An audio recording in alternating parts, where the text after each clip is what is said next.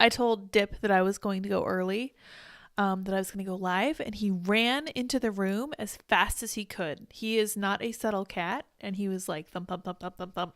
So he's here with us. He's just off scene. Andy is here too. I wanted to start a little bit early because I really wanted to talk about some of this good news. And I didn't know where to fit it in, so I'm going to open with this story. And I will say before I start that I'm using my backup glasses and everything's a little bit blurry, but I think I'm going to be able to see everything. Oh, good. Dip's closing the door for us. He's so helpful. You guys don't even know. This man could be paying rent for all we know. He's so useful and so helpful. All right, let's look at the story I wanted to open with. Buffalo man, 27, dubbed Merry Christmas Jay, is hailed a hero for rescuing 24 people from the blizzard of the century and leaving an apology note for breaking into school for shelter so stranded group didn't die. Don't forget to give them the context when we started, when you passed the 6 o'clock when people expect you. Yeah, I will. Jay Withy, 27, has been hailed a hero after he saved 24 people from a blizzard. Withy feared he was going to die entombed in his car during the deadly storm. He found a group of people stranded and broke into a nearby school for shelter. After waiting on the storm, he wrote an apology to the school and authorities. At least 40 people have died in the blizzard which ripped through western New York. Well, thanks to Jay, it wasn't 64 people because it would have been nearly half again as many if this guy hadn't taken action to keep these people safe. Look at this cool dude. I'm so proud of the people in Buffalo because I keep seeing stories like this. There was a story of a lady who rescued a developmentally disabled man who was stuck in a snowdrift. There was a sad story about a couple who watched over a lady's body because she died pretty much right in front of their house. Really, really sad stuff, but it's great to see people rising to the occasion and making sure that others are taken care of. Oh, look at this. The 27-year-old has been praised for his bravery after saving 24 people from a deadly blizzard that ripped through western New York, dumping up to 50.3 inches of snow. Holy cow, that's insane. There's a reason they called it the blizzard of the century. Police say the group respectfully set up what they needed in the main area of the cafeteria, helping themselves to food to survive the treacherous weather system. Wow. Wow, wow. To whomever it may concern, I'm terribly sorry about breaking the school window and for breaking in the kitchen. Got stuck at 8 p.m. Friday and slept in my truck with 2 strangers, just trying not to die. Then there were 7 elderly people also stuck and out of fuel. I had to do it to save everyone and get them shelter, food, and a bathroom. Merry Christmas, Jay. Good for Jay. Honestly, Jay is my son. I'm so incredibly proud of him. Kudos to you for raising a wonderful son. That is so great. And it's so nice to see like some actual good news. Now, on the downside, I have to say that I wish that people had taken the weather reports more seriously when they were talking about this ridiculously huge snowstorm. And I know in Colorado, it was a little bit different because we were always like, oh, it might snow 6 inches and it might snow not at all. It's either going to snow a foot or be sunny. Sometimes it's hard to know which direction the forecast is going to go, but I really wish that people had been more prepared for this one, and there are steps that you can take to keep yourself safe. Anyway, if you guys are just tuning in now, I decided to start about 5 minutes early just so that I could talk about this good news story out of Buffalo, New York. I'm very impressed with all the people of Buffalo because, as I said yesterday, let me see if I've got this right.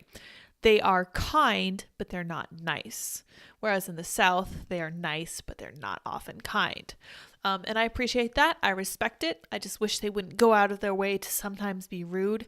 I think that's unnecessary. I never understood why you couldn't just be a balanced person without feeling a need to be a tough, rough New Yorker. But I guess it's a stereotype they're okay with, and it turns out that they do have good hearts underneath it all. So I just wanted to get that out of the way, and I wasn't sure where to put it, so you guys got to enjoy it if you are here early. Dip keeps coming and going. Evening lids. Good evening. Good evening, everyone. Hello, Andy. How's it going? It is 6 o'clock. It's time to get going. So what we're going to be talking about tonight is feds using Facebook to tweak people's perception about COVID. And then on that similar vein, we're going to talk about a teen in the U.S. who was denied a kidney transplant because she didn't get the COVID vaccine. And we're also going to touch on the story of a baby in New Zealand who was taken away from his parents because they didn't want him to get blood from somebody who had the COVID vaccination, which is kind of an interesting debate because it was a life-saving surgery and they went ahead and went through with it after he was taken from his parents' custody. So I don't know if that was a positive or not. I do think it was They had a donor who was not vaccinated. Okay. Thank you. There's some important clarification. They had a donor who was not vaccinated who was willing to give them blood for their son. And New Zealand did not find that to be good enough. So I think we're going to get into it on this topic. And lastly, we're going to touch on the Andrew Tate thing. And we're going to look at whether Romania is corrupt and if they could possibly be bribed by a man who has claimed to be a trillionaire. So let's look at this first story here. Big Brother, Big Tech. Feds use Facebook study to study COVID vaccine testing and mask messaging. So it's not as bad as them actually actively using Facebook to censor stuff or to eavesdrop. But the fact of the matter is that we have to be aware that this is happening if we're going to use something like Facebook. So let's read. NIH and medical research institutions funded or sponsored a dozen studies involving Facebook with targets including Latinos, African Americans, holiday travelers, states with lower COVID vaccination rates, and even Mayan language speakers. Interesting. I wonder why that was. Legislation that would use federal agencies to nudge social media platforms to reduce the spread of harmful content isn't going anywhere in the waning days of the 117th Congress. As evidenced by the ongoing release of the Twitter files, however, that is no impediment to the government and the research universities that so heavily depend on federal funding enlisting big tech to promote favored narratives and throttle competing arguments on contentious topics.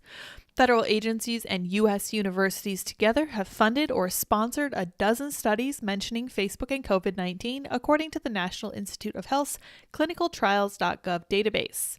While some concerned behaviors and health outcomes affected by the early pandemic, such as ways to increase cancer screening and help-seeking behavior for mental health problems, others promote government-approved messages on COVID interventions such as vaccines, testing, mask wearing, and social distancing. The NIH, for instance, funded studies targeting the Oregon Latino communities as well as the 19 states with first-dose COVID vaccination rates under 16%, under 60% as of fall 2021. The 3,600 participant Latino study started in February 2021 and estimated to close June 30th. It's currently marked active, not recruiting. Run by the University of Oregon, it says Latinos represent 13% of the Beaver State, but 44% of COVID cases. The Facebook element of the study is part of the control group, which receives Facebook ads and other strategies that are typically conducted by county and community-based organizations that serve underrepresented groups to notify people of testing opportunities related to COVID-19. The experimental group features a trusted paid promoter in each community hosting a testing site. It receives psychoeducation to increase knowledge about COVID-19 and the benefits of testing, as well as motivational interviewing and emotional support to overcome, quote, barriers to testing. Promoters will also provide on-site instruction on effective mask wearing, hand washing, and physical distancing, as well as the importance of repeated testing and vaccines. Other NIH-funded studies featured direct participation by Facebook along with MIT, Stanford, Harvard, Yale, Johns Hopkins, and Massachusetts General Hospital. It only lasted about a month, starting in December 2021, and listed vaccine booster uptake as a primary outcome measurement. That study involved 3 treatment groups without a control group. I have to say that this is honestly, in some ways, strikes me as being worse than the Twitter files. It's one thing to censor dissent. It's another to try to shape public opinion by targeting their psychology and by trying to push different things and studying how that's done. It's very interesting that all of these big schools are in on this. This makes me think that higher education might be lost, just a hunch. And it makes me think that everybody apparently is okay with trying to alter people's perceptions of the world without telling them I view that as the sneakiest form of subversive warfare that I've ever seen. Like this, if this is information warfare, I don't know what this is. This is like 5th generational warfare where they're just constantly pushing people to believe a certain thing and pushing the same messages over and over again. But let's continue. The first showed Facebook comp to vaccination ads twice a week to a large number of Facebook users hosted on the Doctors for Coronavirus Prevention page. They feature a health professional normally wearing a white coat or scrubs who reads very short scripts directly into the camera and can be shared with others. This Thanksgiving, the best way to show your love is to stay home. The given example from November 13th, 2020 says, if you do visit, wear a mask at all times. The second group was composed of vaccine ambassadors recruited via Facebook ads to spread the gospel of repeat inoculation to friends, family, and community and encourage them to become ambassadors. The influencers could share their contact information to be entered into prize lotteries, receive reminders to share content with others, and participate in following surveys. The third group, identified as gossips, received an altered version of the second group's Facebook recruitment ads asking them to share the invitation with people they know who are often a source of important news or information. This is sneaky and subversive, and I really don't like this. And the fact that they can just give people money to do what they want is not surprising, but it should be a warning to you that if they're offering you money to do something, you need to question why. These aren't your employers. These aren't your friends. These are people who very seriously might understandably hold views that you don't agree with and who are using you to promote their own point of view. The Thanksgiving/Christmas messaging campaign appears to use the same videos as the NIH-funded study urging viewers across 13 states to avoid holiday travel or at least wear a mask. The treatment group of around 20 million Facebook users saw the ads 3 times in 2 weeks, and the control group did not. The researchers excluded several dozen counties from the Christmas campaign due to potential negative impacts in rural, conservative areas resulting from polarization in the wake of the 2020 presidential election. That's so interesting that they weren't willing to try to push this in conservative and rural areas. I don't blame them. It probably wouldn't have been very effective. So they chose to avoid it altogether because they knew that people might push back on them. That's honestly interesting. And I'm glad that they thought that people might push back on it. George Washington University sponsored a January-April 2022 study seeking to overcome vaccine hesitancy fueled by the proliferation of vaccine misinformation on social media by directly addressing the gist of their concerns in an empathetic, non-judgmental manner rather than debunking purported falsehoods. I will say that that's probably a good idea. If you are trying to convince someone of something, you absolutely have to be empathetic. And it does need to be non-judgmental. And yes, I think that would definitely work better than trying to debunk purported falsehoods. The experimental group received gist-based messages and participated in moderated group discussions in a private Facebook group, while the control group simply received a link to Facebook's official COVID information center. All were unvaccinated and frequent Facebook users. Historically Black Meharry Medical College and St. Jude Children's Research Hospital, known for its high-profile television advertising spending, also studied how to overcome vaccine hesitancy, specifically among African Americans, whose COVID inoculation rates lag behind other racial groups. Yes, because they have historical inequities that they can actually look back on and say, maybe I don't want to take something that the government is heavily pushing.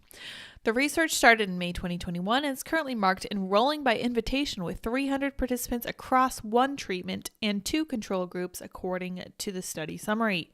Over 6 months, the treatment group received a multi-layered social marketing campaign, which is deemed culturally appropriate, called Your COVID Vax Facts. It included Facebook and YouTube as well as radio, TV, and newspaper ads.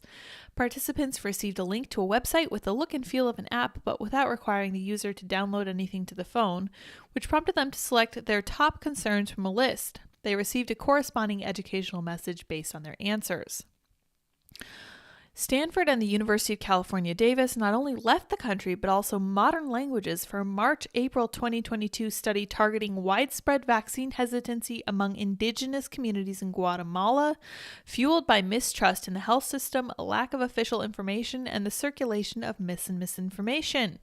The study used Facebook ads to promote animated videos access across the Central American country that were visually identical but differed by language, Spanish and the Mayan Kichi and Caquichel languages. Yeah, I have no idea how to pronounce the name of that language, much less speak it.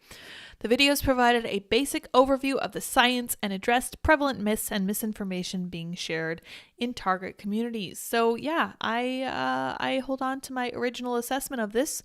This is creepier than just censorship. This is attempting to psychologically alter people's perception of a vaccine against their will and without their knowledge, and I rank that as highly unethical, and doesn't surprise me at all that Facebook would be in on this. Let me see what you guys are thinking over in our chats. Patch the like button. Yes, that's me. That's what I said. Someone says, nope, never good. Parents have ultimate say in their children's medical care. Yes, we're getting to that story next. Next. So we will talk about that. Oh, first $50 super chat gets a signed framed portrait of Dip. That's a perfect idea. That's a good one from Andy. So that will be another project I have to do, but I will happily sign and frame a portrait of Dip in response to the first $50 super chat. I'm excited. Dip is the handsome boy. He is indeed. He has like a little tuxedo. His markings are very tuxedo-like in nature, and he's also got an eyebrow marking that's very cute. Dip will sign. Yes, Dip will sign this portrait, and I think we'll see if we can get him to put his paw in an ink pad and then push his paw onto the portrait. All right, the Defamation League says, it doesn't surprise me a hospital would deny a child a transplant. Medical personnel are corrupt. Our vocalist was kicked out of the ER and denied treatment for not wearing a virtue signal mask because it was against his religion. Wow. This doesn't surprise me. So I see that this is probably going to be our biggest topic, so we're definitely going to talk about this probably right now. In fact, let's switch over to this. Teen denied kidney transplant because she's not vaccinated for COVID, say parents. North Carolina parents have retained a lawyer. They told Fox and Friends Weekend Hospital shared comment. Let's see what the hospital had to say for themselves. So these are the parents of this child, Chrissy and Lee Hicks, and I believe they are both former military. They don't fit the description of an abusive family, and from my understanding, they have 11 children. They adopted 3 of them, and they have 8 biological kids, and they're pretty much just doing their best to make the world a better place by having a bunch of children and by adopting them. This one that they are talking about is actually a Ukrainian orphan. Her name is Yulia. But let's read. Appearing on Fox and Friends Weekend on Saturday morning to discuss the dire medical dilemma their family is facing, the parents of a teenage girl who is not vaccinated against COVID-19 revealed that their daughter has been unable to move forward with a kidney transplant she needs at Duke University Hospital in Durham, North Carolina. Chrissy Hicks, the mom of 14-year-old Yulia Hicks, recounted her exchange about the issue with a medical official. I said, so basically you're telling us that if she does not get the vaccine, then she's not getting a transplant, Chrissy Hicks said. And the medical employee said, yes, that is the one thing that's holding us up.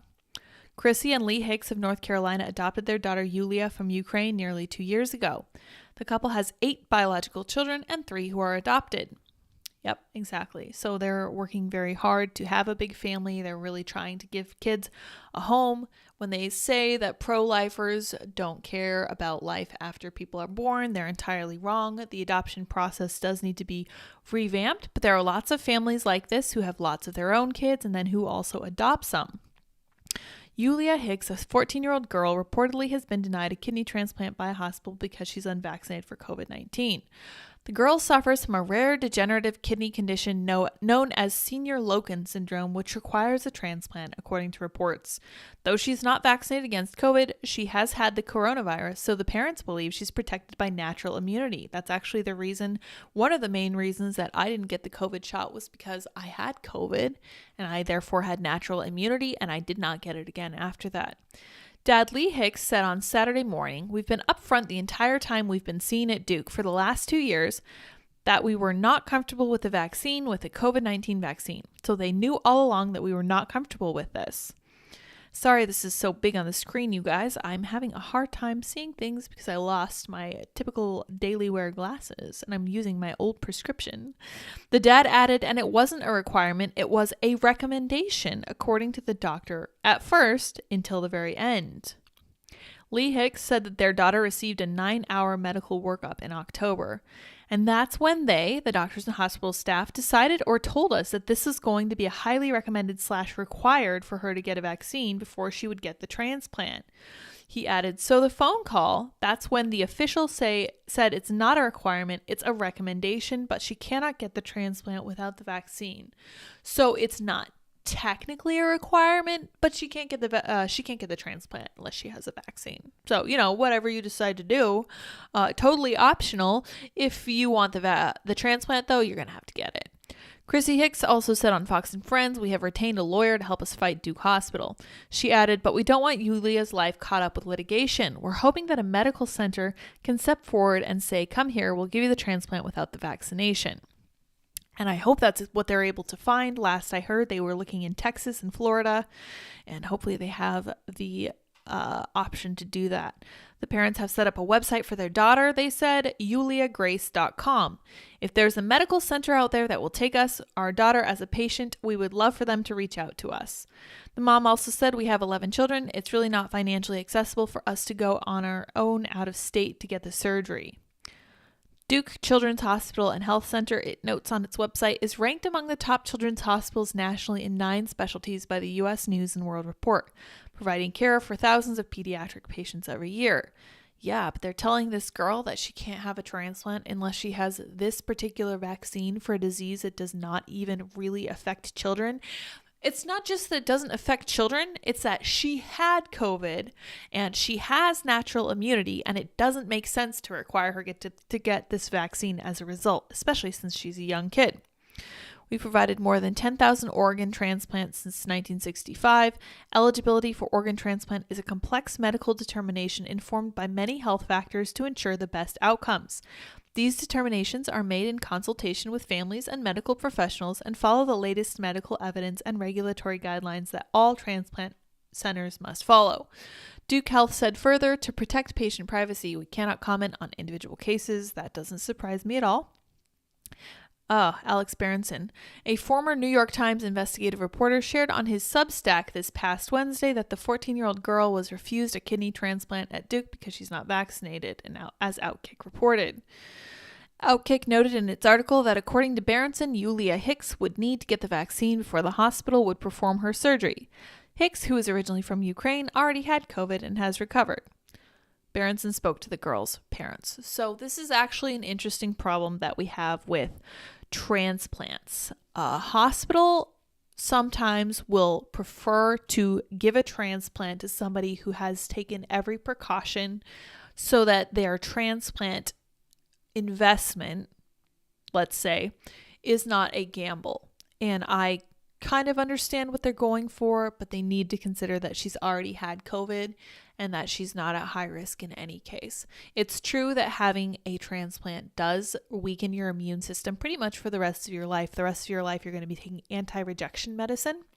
I know some of you guys have probably had transplants or know people who have had transplants, and you do have to take serious medicine to keep your body from ultimately rejecting this foreign organ that it's just constantly viewing as an invader. Unfortunately, that's just the way it is. Right now, at least the technology is good, but it could be better because you're just constantly going to be weakening your own immune system in order to keep yourself fully functioning using that organ. So it's a hard question, and I actually kind of understand where the hospital is coming from. Obviously, I wish that they would not do this, but at the same time, I kind of see their point of view. So you guys are welcome to argue with me. Given what we do know about COVID and children, I think this is something that they should 100% reconsider. It reads to me like they're caught up on some of this old, out-of-date stuff, but we've always known that COVID doesn't really affect children as such. Now, there is something that parents are considering in New Zealand. Now, this is a horrible story. I really don't like it. But again, it is a very, very difficult situation. Parents lose custody of sick baby after refusing blood from vaccinated donor. The New Zealand parents who refused to allow blood transfusions for their sick 4-month-old child unless they came from a donors unvaccinated against COVID-19 have been temporarily stripped of medical custody of the baby. New Zealand's High Court on Wednesday ordered the infant, identified in documents only as Baby W, be placed into guardianship of health authorities until after he undergoes an urgently needed open heart surgery and recovers. The boy's parents remain his primary guardians and are still in charge of decisions about their boy that don't relate to the medical procedure, according to the court ruling. The parents' legal battle has been taken up by anti-vax activists who gathered outside the courtroom this week as evidence was presented. High Court Judge Ian Galt said he accepted the affidavits of health experts who said there have been millions of blood transfusions performed around the world since COVID vaccines were introduced, and the vaccines hadn't caused any known harmful effects. Well, it turns out that you can get a group of doctors to say basically anything you want them to. All you have to do is give them a little extra money. And the other thing, too, that the parents are probably taking into account that apparently the experts haven't, is that in the long run, we literally don't have any examples from long-run studies of the COVID vaccine or the effects on blood or the effects on transfused blood. And this is apparently beyond the scope of practice of these experts. There's no way of knowing that your kid won't develop serious issues down the road because of this transfusion, and I don't blame the parents for being concerned. Now, Andy was saying earlier that these parents had actually found an unvaccinated donor who apparently matched their son's blood type. If that is the case, I'm not sure if this article will say that or not. There is no excuse for New Zealand to do this. I absolutely don't think this to me looks like an example of flagrant tyranny, like medical tyranny, because if you have a situation where you have someone who has been unvaccinated, who is willing to donate blood for a transfusion, and the country decides, no, we're going to go with the experts on this, I think that whatever happens to this baby in the future as a result of this, if anything goes wrong anytime during his life, his parents could easily sue the country. And I think that they should, because the country doesn't in fact have long-term research that suggests that these transfusions are not harmful to people. Let's continue. Citing evidence from New Zealand's chief medical officer, the judge ruled that there was no scientific evidence there is any COVID-19 vaccine-related risk from blood donated by vaccinated donors. There's a very real concern that there would be because there have been vaccine injuries and they've happened to younger people. This is something that these countries are still not willing to address or to take into account, but it is true. The ruling will likely set a precedent and come as a relief to healthcare groups that collect and donate blood. Baby W's parents had said they had unvaccinated donors willing to give blood for their son's surgery, but health officials argued that such directed donations should only occur in exceptional circumstances, such as recipients with very rare blood types. Reading this sentence has made my blood pressure rise because they literally found people who are willing to acquiesce with their very personal, pretty simple request. And they said, no, this can't and shouldn't happen because this should only happen in very special cases. So all you people who were going to donate blood, you can kick rocks because this person's circumstance isn't special enough. Well, I can tell you that the parents of this 4-month-old child probably thought that their son's situation was pretty special and could have used some pretty special donors. But I digress. Health and authorities also said the unvaccinated donors wouldn't necessarily give them access to all the blood products they might need during the boy's surgery. Now, that's an actual argument. That's a case that you could make. You could say, oh, okay, so these unvaccinated people might not be able to give us enough plasma or whatever. Fine. The parents used discredited arguments and fringe theories to try to show that mRNA vaccines were unsafe. It doesn't matter. If somebody has a concern for their health care, there are religious groups that do not allow any kind of blood transfusion. And you know what? We respect those religious groups, even at the even at the cost of these people's health and well-being, because this is very, very important to them. This is one of their top priorities, that they not accept this. And I think this is the same instance. This is almost like a religious exemption that should be considered. And I feel like the state should have taken every opportunity to be as willing to preserve this child's life as possible. But it doesn't really surprise me that they're willing to trample over parental rights in New Zealand, given what New Zealand did for COVID. The judge also noted that the relationship between the parents and doctors had suffered and that they should try to improve it before and after the surgery to be respectful of each other. Why would you be respectful of a doctor who doesn't care at all about your personal beliefs? I wouldn't be either. I'd find another doctor if it was possible. I know it can be hard in New Zealand. I know it's a very, very small country and they might have had limited options as far as doctors go, but absolutely not. You don't owe a doctor anything, and a doctor doesn't owe you their service, and that's fine. That's how that works. But you aren't required to respect a doctor. You aren't required to respect anyone who doesn't respect your views. Anyway, this story is kind of making me mad. Doctors will be required to keep the parents informed at all times about their son's treatment and condition. Court rules prevent the baby and parents from being named. Court documents identified the mother as a midwife. So this is a woman who has experience with childbirth and child care. So that's interesting to take into account. In an interview with anti-vax campaigner Liz Gunn published last month, the baby's father talked about his concerns surrounding his son's surgery to treat severe pulmonary valve stenosis. "We don't want blood that is tainted by vaccination," the dad said. "That's the end of the deal. We are fine with anything else these doctors want to do." So all these parents wanted was blood that wasn't vaccinated. And apparently the doctors allowed that to decay the relationship with the parents, and the state took the child's into their own hands. And I find that to be incredibly tyrannical. But again, doesn't surprise me at all because it's New Zealand. But I will say right offhand that if we think that this can't happen in the US, we're literally basically seeing a kind of version of it when it comes to this transplant going on in North Carolina. And it definitely can happen here. If we're not constantly vigilant, this stuff is going to be popping up left and right because there are always going to be people who want to be tyrannical. And it shouldn't surprise any of us that this is a factor, especially when it comes to the COVID thing. You know, they came up with an emergency and now they're pushing on it. And they're just going to keep extending emergencies until something worse comes up, and then they'll say, "See, we were right." Let's see what you guys are thinking. Hopefully your blood pressure isn't as high as mine. Oh, let's see.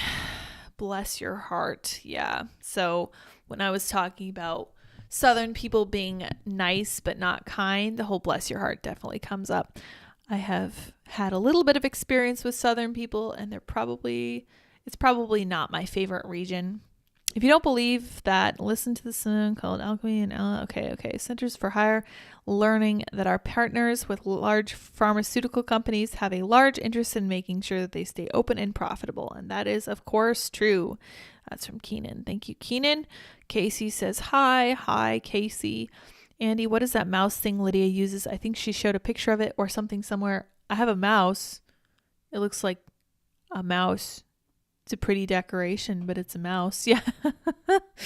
You'd think being Ukrainian, the mob would at least half of them do a riot or something for her. No, they don't care. I think that in the hierarchy of important things, COVID vaccination is the top, and then Ukraine, and then, everything else like basic human rights and freedoms. Wisconsin and Papua New Guinea, National Guard. Somehow the two places, Michigan and Papua New Guinea, are now partners. Interesting. I really like this conversation. Thanks. I'm glad you gave me a thumbs up. You guys should hit like if you are enjoying the conversation for sure. Hope you all are doing well and ready to start 2023 off well. That's right. I am doing a lot of budgeting stuff to get us ready for the new year. Get that off to a good start. What about Jehovah's Witnesses? Yeah. So Jehovah's Witnesses, I think, are some of the religious people who take exception to blood transfusion as a whole. There's no reason to respect religious exemptions that doesn't make just as much sense for the argument of an atheist. I think that's fair. I think rights are rights. I think religious rights are rights. I think that if you want to do something and you're an agnostic, you should just be able to say, I want to do this thing, and we should be good. It's crazy how they're willing to throw people's personal beliefs to the side when it comes to medical practices. Yeah. In good news, as far as medical practices go, one of the things that I was going to talk about today that wouldn't have raised our blood pressure so much is that the U.S. military is getting rid of their vaccine mandate. So that is great news. Don't get sick in Salem, Oregon. Evergreen. Is New Zealand all government insurance? I'm not sure. I think they have socialized healthcare there. I'm not sure. First 3 $100 super chats get a signed shirtless portrait with me. This is my husband offering this. So, yeah, he's going to make his sexy Andy calendar one way or the other, I guess. He's been threatening to do that for a long time now. Okay, so there you go. If you give a big super chat, you might get a shirtless picture of Andy, whether you want one or not. LOL, Andy. If I had $100, I'd be on that and framing it. Yeah, okay. He's been wanting to make the sexy Andy calendar for a while now, and apparently he's going for it. So take it away. Do people who were relieved of active duty being brought back or compensated? I'm not sure. In fact, let me pull that story up next and we can talk about that. That was a Just the News story as well. Let me see here. I don't know why I can't handle computers, apparently. There we go. Okay. So we have, and then we're going to talk about Andrew Tate. I've been calling him Andrew Tate. I make no apologies for it. I'm not sorry in the least. Let's see here. Military. Department of Defense formally rescinds COVID-19 vaccine mandate for military. The Air Force's mandate in particular was on pause amid a legal challenge from service members who claimed they were wrongfully denied religious exemptions. So right in keeping with our denial of religious exemptions, we have this. The Department of Defense has rescinded its COVID-19 vaccine mandate for military service after Congress sent the National Defense Authorization Act to President Joe Biden's desk that included a provision repealing it. Section 525 of the FY23 NDAA requires the Secretary of Defense to rescind the mandate that members of the U.S. Armed Forces be vaccinated against COVID-19, pursuant to the Secretary's memorandum dated August 24th, 2021. Read a press guidance from the department. The department will fully implement this requirement.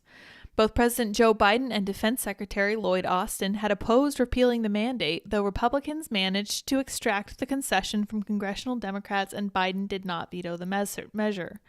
The Air Force's mandate in particular was on pause amid a legal challenge from service members who claimed they were wrongfully denied religious exemptions. In the press guidance, the Pentagon confirmed that 8,123 service members had been discharged because of their refusal to get vaccinated, but that none had received an other than honorable discharge solely for doing so. Okay, so they were discharged. I'm not sure about their status now, but none of them received a dishonorable discharge or an other than honorable discharge because of that vaccine mandate. So that, I suppose, is good news, at least. Let's see what you guys are saying. All right. Haha. Oh my gosh. Don't tempt me, Andy. I'll do it. Someone is threatening to make a $100 super chat. Defamation League. I doubt it. All the judges in this town have bloodstains on their hands. I mean, it's probably their time of the month anyway, always. And Andy says, you won't do it. Andy, how about a shirtless pic of you replacing a motherboard or dealing with a rack mount wiring? I love that idea. That's actually a good idea. I love that idea as well, Kevin. Thank you for that idea. That's a great idea for the calendar. I completely agree.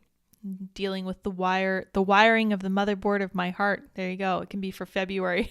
Waffle Sensei says, you won't do it. And he gave us $99.99. Well, that's not $100. So he won't do it. 1 cent shy. Sorry, says Andy. Oh my gosh, you're so close. Just kidding. Please send me a DM at Andy Leiterman on Instagram to redeem your shirtless photos. Oh no, I'm going to have to take shirtless pictures of Andy. Thanks a lot, guys. No video or just me. Rich says he has no video. That's not good at all. Well, you should have video. Should be fine. I think it was working for everybody else. I wonder if it was our internet. Maybe it's because I'm hogging up all the internet that Mr. Leiterman can't get internet, can't get video. Not sure what's wrong there. Oh, well. Anyway, I'm enjoying this banter about Andy's shirtless approach to calendars or something. But right now we're going to talk about Romania, because Romania is where Andrew Tate was. And interesting things are happening here. I don't think everything is as it seems. Let's read. Romanian court extends detention of ex-kickboxer Andrew Tate in rape human trafficking case. Oh, great. Okay. Tate has built up a large following on social media. Former professional kickboxer was detained in Bucharest. He gained notoriety for misogynistic comments and hate speech. Yeah, I don't like Reuters summaries. They're very bad. They're like something a first grader would do. Bucharest, December 30th. A Romanian court agreed late on Friday to extend the detention of Andrew Tate by 30 days after the divisive internet personality was arrested on suspicion of human trafficking, rape, and forming an organized crime group. Wow, these charges keep expanding. The former professional kickboxer and his brother Tristan were detained on Thursday for an initial 24 hours, alongside 2 Romanian suspects, prosecutors from the anti-organized crime unit said after raiding their properties in Bucharest. Prosecutors had then petitioned the court to extend the detention. Commenting on the court decision, Tate's lawyer Eugen Constantin Vidiniak told reporters, "From our perspective, there are no grounds for taking this most drastic preventive measure, but it is the judge's prerogative." Prosecutors said that the Tate brothers had been under criminal investigation since April. The 4 suspects appear to have created an organized crime group with the purpose of recruiting, housing, and exploiting women by forcing them to create pornographic content meant to be seen on specialized websites for a cost, the prosecutors said in a statement late on Thursday. They would have gained important sums of money. Interesting. Prosecutors said that they had found 6 women who'd been sexually exploited by the suspects. You'll have to prove that for sure. Tate, who was born in the United States, holds U.S. and British nationality. The U.S. State Department confirmed that it was aware of the case. Britain's Foreign Office said it had not been approached for consular assistance over the case. I thought they didn't use handcuffs for his arrest. Interesting, but here in this picture, he is wearing handcuffs. Tate gained notoriety for, okay, I don't care about all of this stuff. I really don't care if you don't like Andrew Tate. The fact of the matter is that he's innocent until proven guilty, and we know this. And I say this as somebody who doesn't particularly care for Andrew Tate and who has a rather derogatory name for him that I'm sure is not original. But let's look at how he gained his money. So this is something I've been curious about too. This man is super, super wealthy. I think he bragged about being the first trillionaire. So let's read how he came by this fortuitous sum of money. I don't think you can see this whole headline. So let me move it over. There we go. How did Andrew Tate make his fortune? Ex-Big Brother TikTok influencer boasted of becoming the world's first trillionaire after humble upbringing in a Luton Council estate. Andrew Tate, 36, says he is the world's first trillionaire after making a fortune. Tate monetized his misogynistic TikTok videos, which have over 11 billion views. Well, that would do it. The former kickboxing champ has had humble beginnings working at a fish firm. When Andrew Tate bought his first mobile phone, age 14, from money earned at his uncle's fish business, there was little to hint that he would one day be worth millions. But the controversial former kickboxing champion, currently detained in Romania as part of a human trafficking investigation, claims he is now a trillionaire. His misogynistic TikTok videos, which have racked up more than 11 billion views, have seen him amass a fortune. In fact, Tate, 36, claims to be worth $100 million and is frequently seen showing off his money in expensive cars, private jets, and designer clothes. And you guys already know what I think of people who do that. This doesn't strike me as alpha male energy. This strikes me as someone who is really missing something in their lives. And on that count, I have to say I kind of feel bad for him. Andrew Tate, who has now left the UK to live permanently in Romania, is said to be worth as much as $100 million as he monetizes the global attention TikTok has brought him. Here he is with his little tiny jet, apparently. Tate's fortune came from cryptocurrency, and his online Hustlers Academy is where 127,000 mostly men and boys pay him £39 a month, £39 a month, for tips on getting rich and dealing with life. I just want to know if anybody has actually gotten rich as a result of following Andrew Tate's advice, because if they have not, or if their lives have not become markedly better for following his advice, he is a false prophet and should be disregarded. His fortune's also thought to have grown through cryptocurrency trading, and his online Hustlers Academy, 127,000 men and boys. On a Twitch stream with Aiden Ross, Tate told the hosts, "I don't want to brag, but I'm a trillionaire. World's first." Okay. "I was broke for a long time. I made my first million when I was, say, 27, and then I had 100 million by the time I was 31. Then I became a trillionaire quite recently." Company's house documents show that despite living in Romania, he has recently become director of 2 firms in the UK. I don't know what he's doing in Romania, but I will say that some of the research I've done seems to suggest that Romania is incredibly corrupt. We're using this site called GAN Integrity. I'm not familiar with the site. We'll read more about them in a minute. But it gives a Romania risk report. Corruption is a serious problem in Romania and raises the risks of doing business in the country. Foreign investors complain of complicated procedures, arbitrary application of rules, and requests for bribes when resolving administrative tasks related to business operations. And I suspect where bribes come in is where Andrew Tate will be just fine. The judicial system, very high risk of corruption. Companies dealing with the judiciary in Romania contend with high corruption risks. Bribes and irregular payments are often exchanged in return for obtaining favorable court decisions. Wow, this is a perfect place to be arrested, isn't it? Police, very high risk of corruption. The police may carry high corruption risk for business. Surveyed households rank the police force among Romania's most corrupt institutions. Likewise, a majority of citizens perceive bribery and abuse of power as being common among police officers. Corruption and impunity have contributed to the lack of the public's respect toward the sector and a disregard for its authority. The reliability of police services to protect companies from crime is considered moderately high.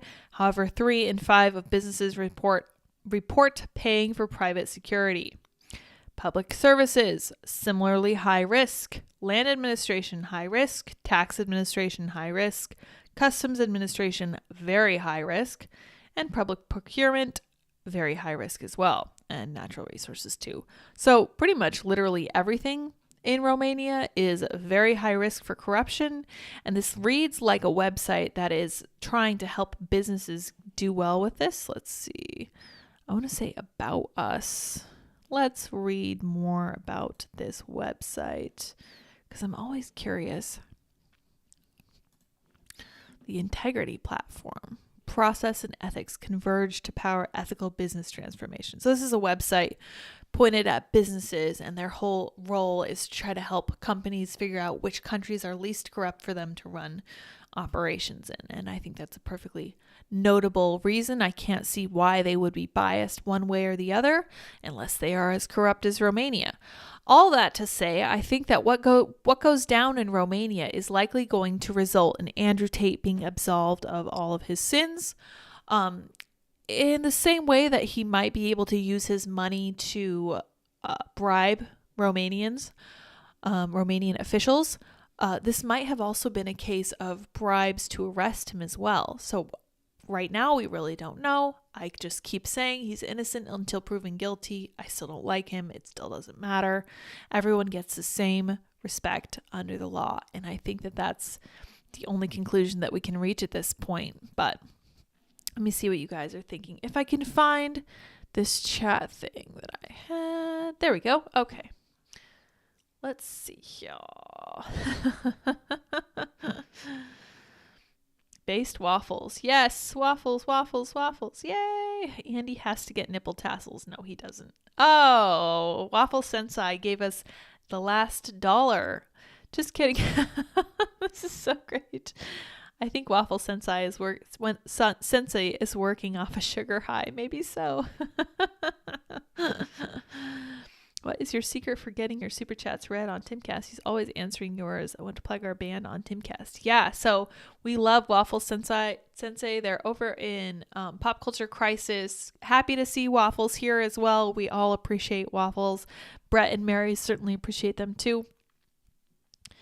I love hearing about repeal of vaccine mandates. I almost had to walk away from my job last year over the mandate for employees of federal contractors. Yeah. Waffle Sensei is a superstar at the castle. If you aren't subscribed to Pop Culture Crisis, I would highly suggest it because bad app. I'm not saying that. Yes. So between Waffle Sensei and another user called Bad App who super chats all these very scandalous things at Mary specifically, who is constantly saying Bad App, I'm not reading that, to the point that it probably should be a t-shirt for them. They have a good time over on Pop Culture Crisis, which is every weekday at 3 p.m. Eastern, I think, unless Brett has to do something super, super important. He is the mainstay of the show. He is their host. It's a lot of fun. There are a bunch of pop culture nerds over there, and they often like to bring on Dane, the marketing guy at Timcast, and a good pal of ours, and they talk about video games and movies and all that stuff. Video is back. Good. Okay. I'm not sure what happened there. It's kind of strange. Let's see here. Somebody says, a lady of the night. I perform kid-friendly drag shows for extra cash. Oh my gosh. Conspiracy theory. Ian has never done DMT or any other psychedelics. Ooh, I couldn't tell you one way or the other. This is an interesting, the Tate story is super interesting. I do think that Romania is corrupt enough that he's going to be okay. I think they're making out like bandits between probably being bribed to arrest Andrew Tate and then being bribed to let him go. I was a little surprised they gave him a 30-day detention, but I guess we'll see what happens with that. It's not necessarily going to be set in stone. I'm sure they could walk that back at any time. But yeah, I don't know. Will be kind of interesting to see. I'm going to be tracking it relatively closely. I'm not really that interested in what happens to Andrew Tate, but I do think that when it comes to freedom of speech, just like when it comes to anything of this nature, the fact is that the people we like the least are the people who need justice the most, and the speech we least want to hear is the speech we most need to protect. And I know that's not something that everybody wants to hear, but I think it's true, and I think it's something we need to keep in mind. So even if you don't like Andrew Tate, even if you don't like Laura Loomer or any of these other people, the fact of the matter is that, oh, you know what? There was one other thing I'm going to mention before I go on the topic of like hate speech and that kind of thing. Karens change names. Women reveal why they are legally changing their names. Yeah, okay, so this is kind of interesting, and I wanted to get you guys' take on this for sure, because I did a Twitter poll about this, and I was kind of discouraged by what I read. Women reveal why they've legally ditched the name Karen. I can't escape. And the most common comment is, wow, that sounds like a Karen thing to do. And I just have to say, how would you feel if it were, for example, a name like Waffles, Waffle Sensei? How would you feel if it were a name like Keenan? That's a very common commenter on my YouTube channel. We appreciate him. Karen is going extinct. This year, only one baby was born named Karen in the entirety of the United Kingdom. Wow. Blame it, of course, on the once popular name becoming a slur for a certain type of middle-aged white woman.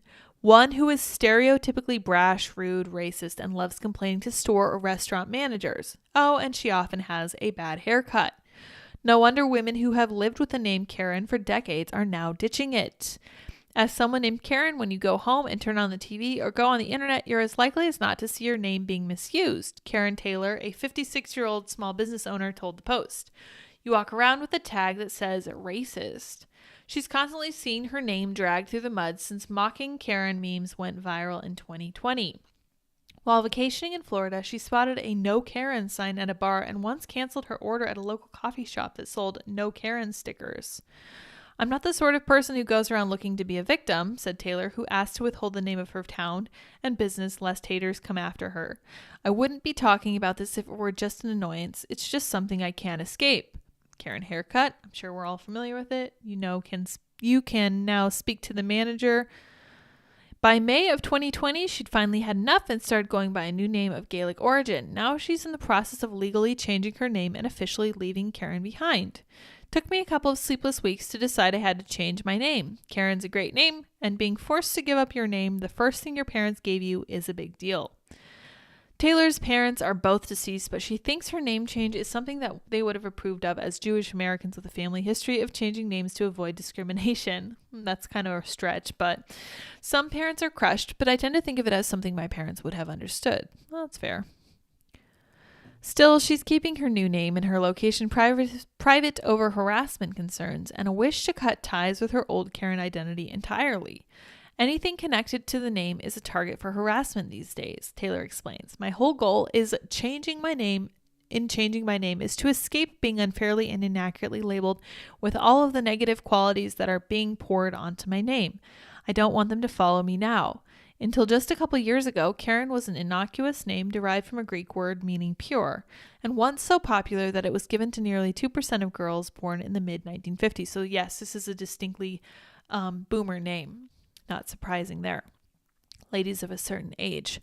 Patricia and Mark McCloskey, who brandished guns at Black Lives Matter protesters who were marching by their St. Louis home, were quickly dubbed Ken and Karen. But things changed in 2005 when comedian Dane Cook took a shot in a stand-up routine declaring every group that has a Karen and she's always a bag of douche. The joke took off on Reddit and made inroads from the Black community as catch-all moniker for problematic white women. And this is what I have an issue with. This is a racially charged slur for a specific woman or woman of a certain age. So it's gendered, it's racist, and it's also ageist to a certain degree because these are mostly boomers who have this name. And I don't think it's fair. And I am going to argue in favor of Karens probably as long as I'm around, because imagine if it were a name like Jonathan. What if it were a name like Lydia or a name like Andrew? This could literally happen to anyone. And it's not the fault of the individual person because it's not your choice what you're named. This is a little bit like your height or your hair color. Technically, you could change it, but you didn't decide it for yourself. And I think that going after people based on something that they personally did not choose is completely unfair. I will never go after someone for their height. I don't care that Volodymyr Zelensky is 5'7". I just don't. I do care that he's a corrupt bag of douche, for lack of a better term, because he is trying to push the world into World War III and he's trying to prod a nuclear power into starting a nuclear war. Those are the issues that I have with Volodymyr Zelensky, not something that he can't change. I don't care about his height. I don't care about anyone's height. I don't care about anyone's hair color. I will probably poke fun at a ginger, but that's also because I'm a little bit ginger myself. And I feel like that's just in good fun to say, oh, you don't have a soul, whatever. But that's something from South Park and not something that I take seriously. Oh, yes. It's also when Amy Cooper, who made headlines for calling police on a black bird watcher, became known as the Central Park Karen. Again, she's a white woman. She's not even the right age, but they're calling her a Karen. And I don't like it. I don't like the idea of discriminating against someone based on their race and based on things that they can't control. Like, for example, race. You can't help that you're a white woman or of a certain age. That is not your fault. I don't like the idea of discrimination toward any racial group, and I particularly don't like the idea of this kind of targeted gender-related discrimination. So that's my 2 cents. You guys can call me a Karen if you so desire. I know that you can't police someone's speech, and I wish that people wouldn't use this term, but I can't stop anybody from saying anything. Let's see what you guys think. Brandons get a bad rap for sure. Kyle gets a bad rap for sure. Kyle is a name associated with monster drinking, video game playing young men, typically white. But there are never any actual racist terms for people on the other side of things, which is interesting. Carter, help me. Okay, so what is going on here? Brett's one of my closest friends. Brett is a genius. Brett rules. Dane Font, marketing man extraordinaire and patron saint of White Boy Summer. That is correct. Dane is our favorite white Puerto Rican. Brett is great. Wish he was less self-deprecating though. Yeah, he does good work over there. I really liked Carter. He seemed really laid back. Yeah, all of our people over at Timcast are great, and we love and appreciate them. Feeling sorry for all the Brandons now. My mother's name is Karen. She is a very typical Karen. But see, I still don't like the idea of discriminating against someone as being, for example, a Karen. I don't think that's fair. I think it's fair to assume somebody is the way they actually act. If I ever have a daughter, I'm so naming her Karen. Yeah, whatever. So she has to speak to God. Oh my goodness. Yeah, well, my mother is not named Karen, and she also originally is the original mom who claimed to speak for God. That's a long story too. Hands on that dude's shirt were backwards. The thumb should be on the inside, not the outside. I don't know what you guys are referring to. I know in Adolf can't say they embrace it, but they use it on their legal documents for sure. Wow, interesting. Brandons I know have embraced it. I've never teased a Karen. Must be because I'm a boomer. Yeah, I have such a hard time with this because everybody's like, oh, well, I don't really care what happens to this person because that's not my name. Well, what do you do when it is your name? Is anybody going to stand up for you? I think you should speak up for discrimination against anyone, including white women who sometimes ask to speak to the manager, and you might not find them very pleasant, but you don't deserve to discriminate against them just because of who they are or the way they were born. I don't know. New glasses. Yes, these are my backup glasses, and they were making me very headachy because they're a slightly different prescription than the one that I use now. Just had to use them because I couldn't find those ones. Not even Andy could find them, and he's very good at finding everything. All right, you guys, I think I will leave it here. We've covered a wide range of topics. We've talked about vaccinations. We talked about that case in New Zealand. We talked about Andrew Tate. We talked about the military lifting their requirement for service members to be vaccinated for COVID. And just because I wanted to, we talked about the case of the disappearing Karen.